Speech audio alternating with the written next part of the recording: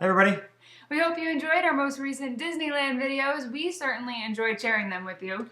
And our September Walt Disney World videos from 2014 are just around the corner. They'll be up next Wednesday. But first, welcome to this week's episode of See You Real Soon!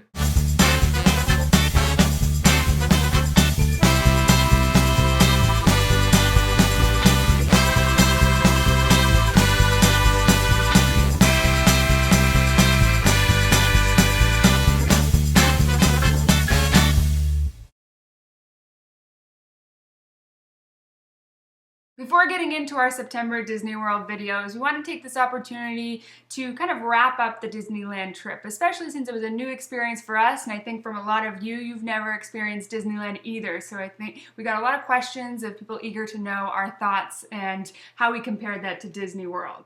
But we don't want to compare.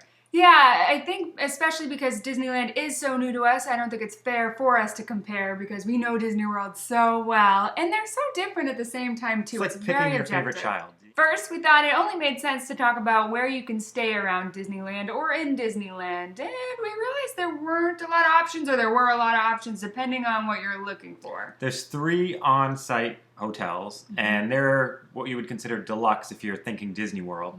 Then there's some good neighbor hotels which are nearby. They're usually across the street and you can walk to Disneyland. They're about 5-minute walk, 10-minute walk, depending on the ones you choose. They're a little bit cheaper than staying on site. We didn't go with any of that though. We went all the way to the Ayres, A-Y-R-E-S.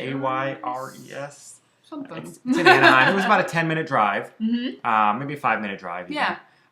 But it was much cheaper. And we had points, so it only was like $60 a night compared to $150 to $300 a night we were going to pay to stay close or in Disneyland. And a continental breakfast, which ended up being really good for us. Yeah. Continental breakfast, like bacon, sausage, eggs, pancakes.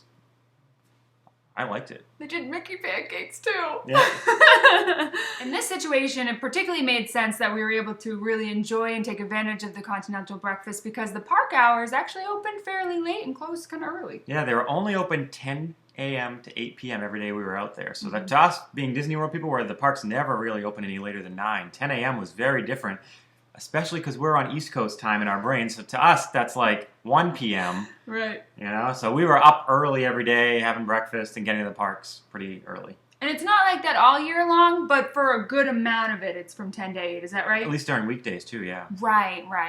But actually, for those, and this is kind of us, for those that like to go all day long, this forced us to be like, nope, you're just doing 10 to 8. You're going to get to bed at a reasonable time. We got to bed every night, like early. Yeah, we did. Good to have dinner. Yeah, it was good though. Although we really needed it because we were sick. It was nice to be able to get to bed early and not to worry about staying up so late. Now we're at the park. The first thing we notice is that both parks are within steps away. How did we get to the park, Ashley? We drove there. And where did we park? Which one of the random parking lots we I in? know! It was kind of fun to guess. Are we going to be in Pinocchio today? Are we going to have to take a bus? Are we going to take a tram? Or are we just going to have to walk?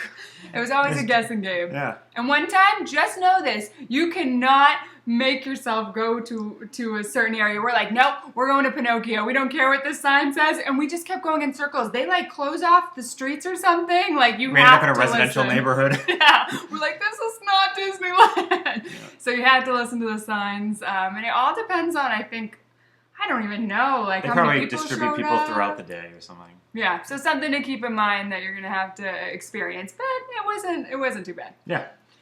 Now we got to the parks. Yes.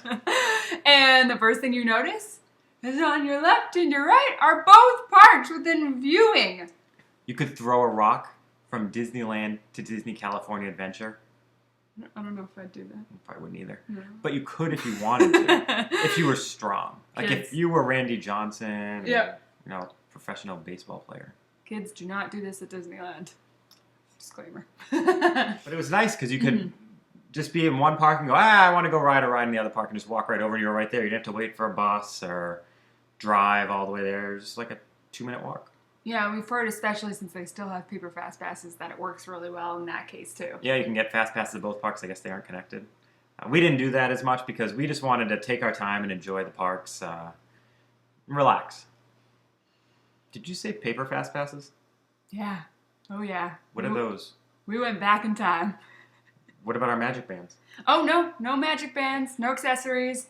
All about the paper fast passes here. I think we enjoyed it in some ways, and then in other ways we're like, we kind of get the magic band now because of the chaoticness of it. The Radiator Springs one was crazy. I know. So you think the Toy Story thing at Disney World is crazy? Yeah. Radiator Springs Racers is like that times 10. I know. So it's kind of like we didn't miss it, but it was kind of fun to do at the same time. Yeah, people wait like, did we show it in one of our videos? Like how long the line was just to get a fast pass. Hey, we were in that line, although close to the front. Yes.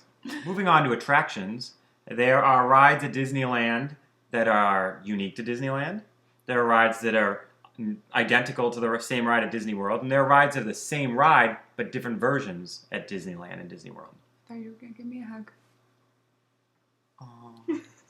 So which rides are... Exactly the same? Exactly the same. Yeah, so there's like Soarin', we didn't do that. Tower of Terror is pretty much the same. Except it's not random, I don't think, at Disneyland. And it doesn't move forward, right? It's just... Yeah, maybe that's it. Toy Story Midway Mania. Yep.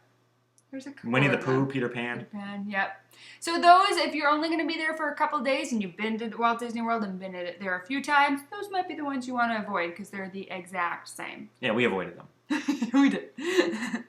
We went to the rides that are different. So rides that are even at both parks but are different, or Splash Mountain. We didn't do that because we didn't want to get wet. I know, we didn't do Splash Mountain, but basically in Splash Mountain, you are all in your own seats, so everyone sits kind of behind each other instead of next to each other, which is opposite to Space Mountain. Space Mountain, you get to sit next to each other, and that's definitely a different experience. And then, Thunder Mountain was like small. Mountains. Yeah, all the mountains are different. What other ones? Pirates of the Caribbean. Haunted Mansion was different, at least because of the holiday while we were there. And it's a small world. It's a small world. That's the biggest difference, I think. It was a big world. Yeah. Now, of course, there were a lot of attractions, or quite a few, that were completely unique to Disneyland, just like Disney World has their own rides or parks. Yeah, there was Cars Land. Yeah, so... It's a whole land. Yeah, it's a whole land that was different. Which had Radiator Springs Racers, which is like test track, but like side by side and way more cool. Yeah, the hype is actually true in this case. Believe the hype. Believe the hype. And then there was a whole other Bugs Life Land. Yeah, which was more for kids. We peeked in. We did the Heimlich. Oh. We love Heimlich. I think we have like a newfound love for Heimlich again. And of course there was Paradise Pier too. That was totally new. Yeah, there was a Ferris wheel and lots of like carnival type things. A little similar to... Don't talk about the Ferris wheel.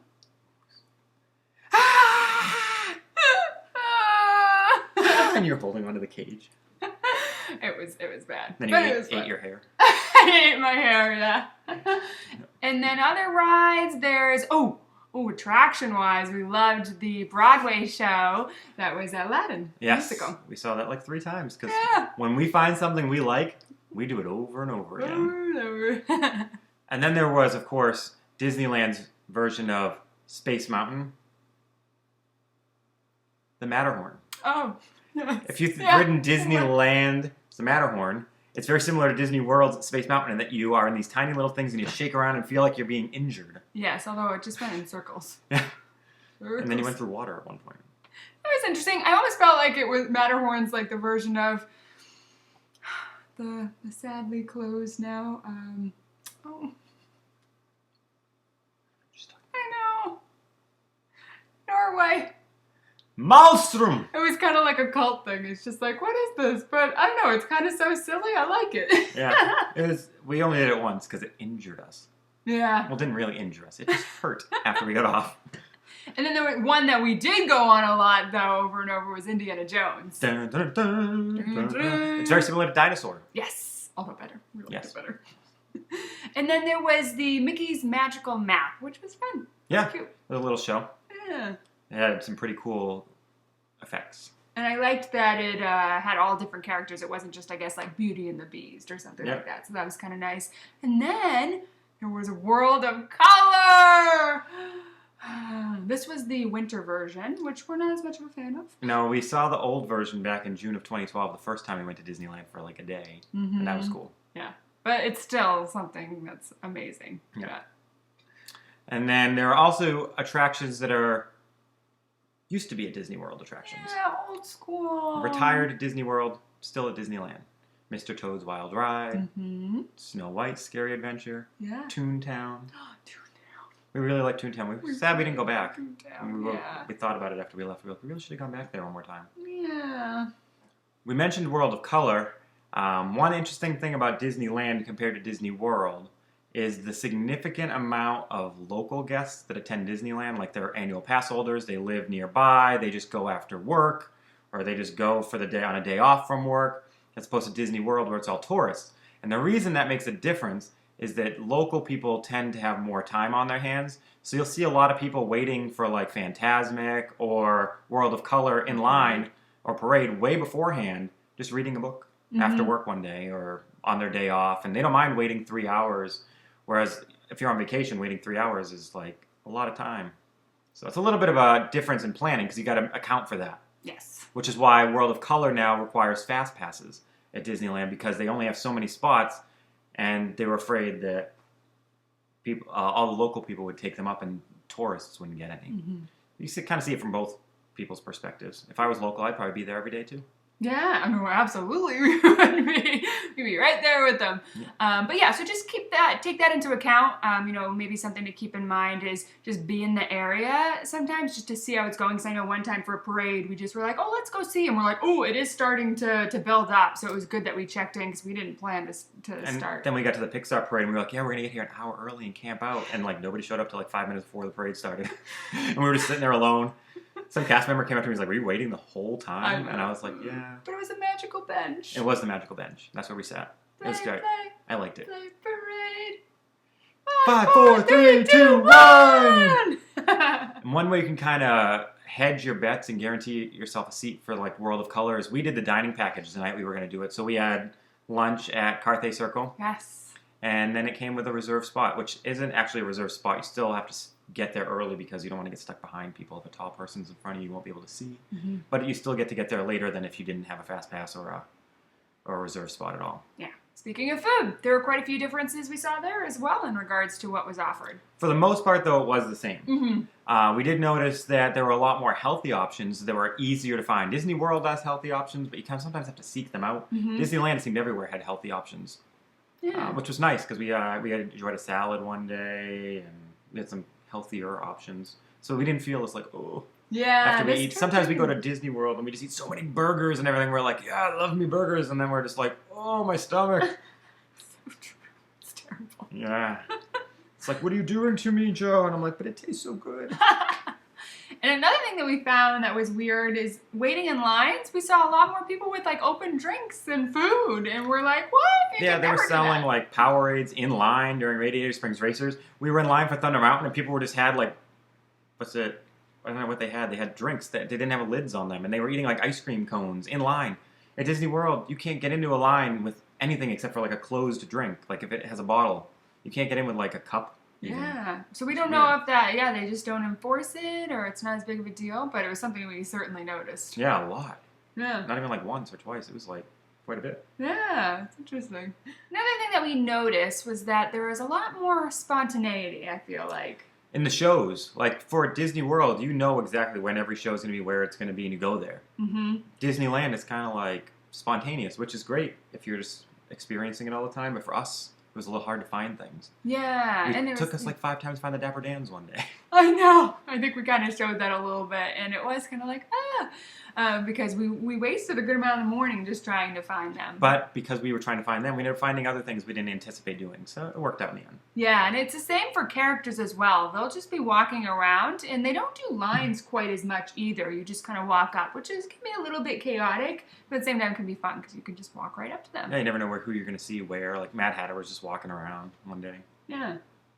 I think that's about it. I think so. Yeah, we learned a lot. Yeah. Hopefully you learned something too. But as for to wrap things up, one of the biggest questions that everyone asks, and it was a question that we were asking ourselves as we came to this trip, was how many days do we go? Right, because we were in California for 7 days, but we didn't know how many of those to spend at Disneyland. We ended up doing 4.5. 4.5. But we would recommend 3 to 4. Yeah. I mean, 3 if you've done everything at Disney World probably is good. 4 if you want to take your time. But 5, I think, was on our 5th day we were kind of done with everything. Yeah. But it was nice to just take a leisurely 5th day.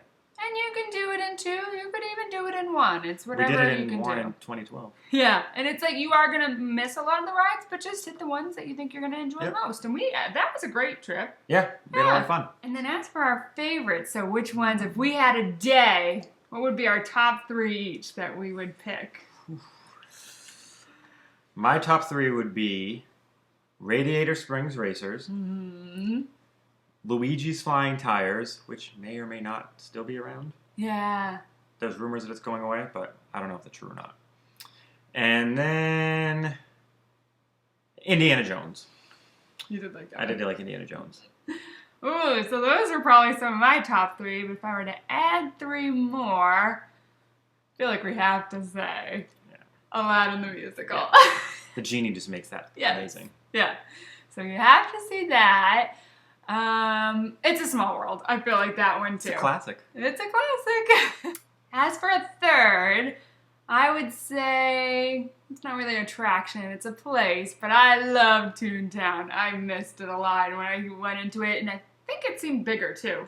Yeah, Disneyland's Toontown I think is bigger than Disney World's was. I know, and I just loved it. Just being able to walk around. Oh, it was just, And you had a cool experience with Donald there. He's my favorite. And then I'm going to give a wild card 4 because you made me think of it when you said Luigi's. I actually loved Tomato's ride. That was so much fun. Yeah, it was a lot of fun. What was it? The round and round? Yeah. I don't remember what it's called. Tomato's Spin or something like that. Yeah, like, no, I can't remember. But it was fun. Yeah, that one was a lot of fun. I didn't get a 4th one. I know. I'm sorry. That's my fault. My 4th one was the Ferris wheel.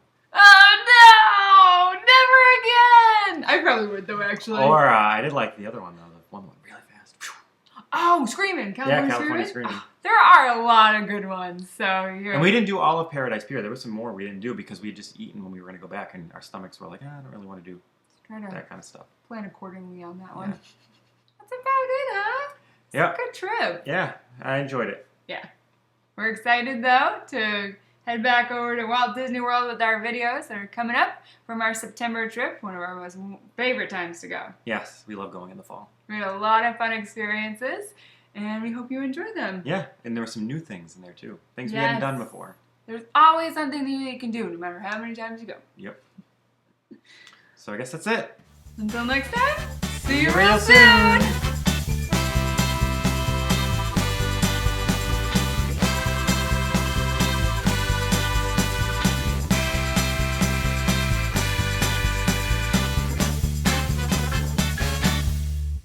First, we thought it only made sense to talk about where you can stay around Disney World and Disney World, Disneyland.